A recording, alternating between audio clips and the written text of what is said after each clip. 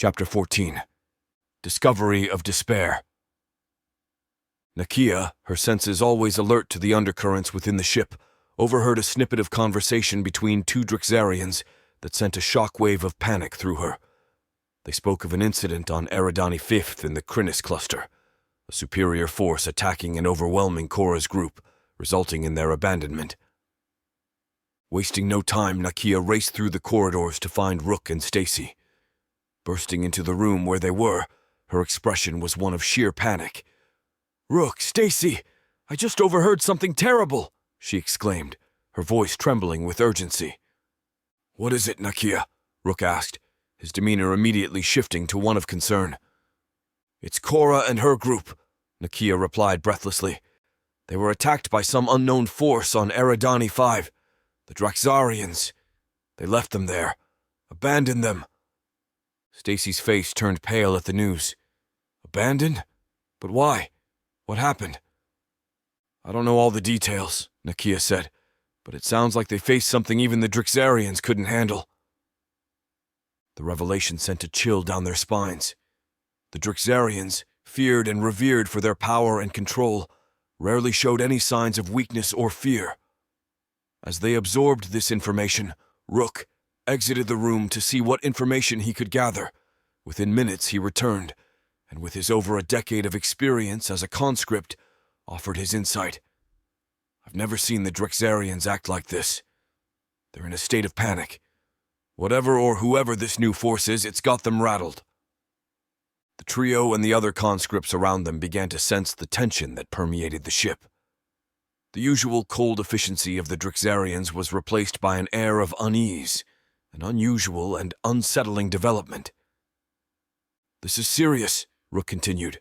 "If something out there can instill fear in the Draxarians, we need to be extremely cautious. They're not invincible, and that means neither are we." The group fell into a sober silence, contemplating the implications of this new threat. The balance of power, so long skewed in favor of their captors, was shifting in unknown and potentially dangerous ways.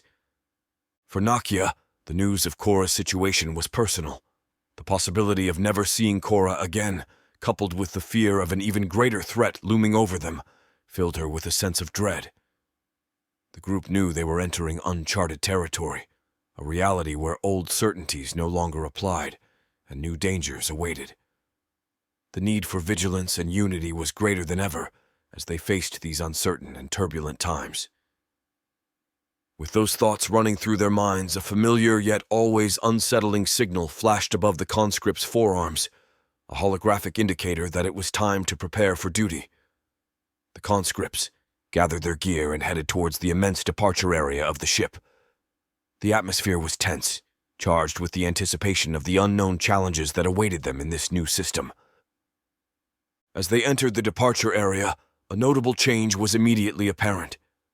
General Krithakar, who had previously commanded from the floating platform, was nowhere to be seen. In his place stood a new figure, imposing and authoritative.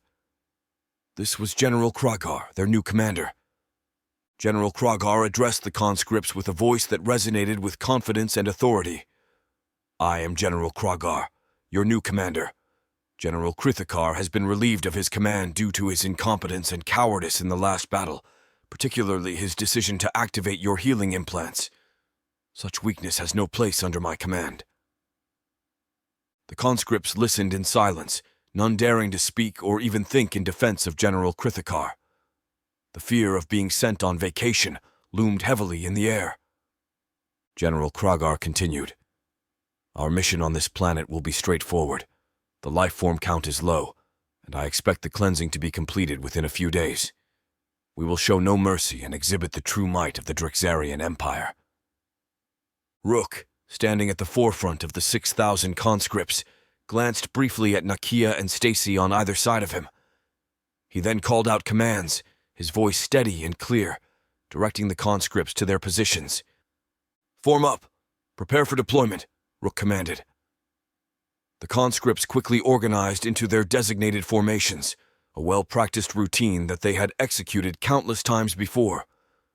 One by one, they stepped through the portals, transported from the ship to the surface of the planet below. As they emerged on the alien world, they were greeted by an unfamiliar landscape, yet another reminder of the endless string of conquests and conflicts they were forced to partake in. Rook, Nakia, and Stacy, along with the rest of the conscripts, advanced into the terrain, their weapons at the ready. Despite the supposed ease of the mission, as proclaimed by General Kragar, they remained vigilant. The recent events and the change in command had instilled a sense of unpredictability and unease, a feeling that anything could happen, and no one was truly safe under the Turd-Ysseys rule.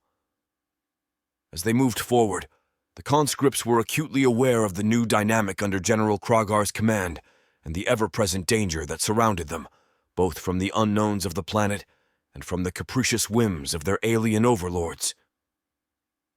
The mission on the planet, as General Kragar had predicted, was completed within a few days.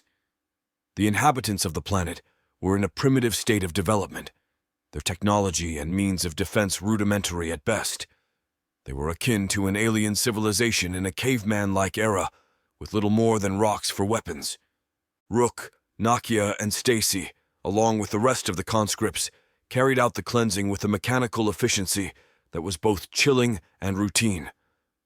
The inhabitants, bewildered and terrified, stood little chance against the advanced weaponry and tactical prowess of the conscripts. The disparity in power was stark, and the conscripts' task was executed with a dispassionate swiftness that left the planet devoid of its native population. Throughout the operation, Rook and the others couldn't help but notice General Kragar's behavior. He frequently looked up to the sky, his gaze searching and tense. It was as if he was expecting something, or perhaps wary of a potential threat from above. This behavior did not go unnoticed by the conscripts, adding to the growing sense of unease and speculation about the unseen dangers that might lurk in the vastness of space. With the mission completed, the conscripts were picked up by a transport ship and taken back to their main vessel. The journey back was quiet, each conscript lost in their own thoughts about the actions they had just undertaken and the relentless cycle of conquest and destruction they were a part of. As the ship traveled to the next planet in the system, the conscripts had a few days of respite. This time was spent in reflection, maintenance of their equipment, and preparation for the next mission. The atmosphere on board was one of subdued contemplation. Conversations were sparse and often revolved around the recent change in command and the mysterious behavior of General Kragar. Rook, with his years of experience, shared his observations with Nakia and Stacy. Kragar is on edge, and it's not just about us. He keeps looking to the stars as if expecting trouble.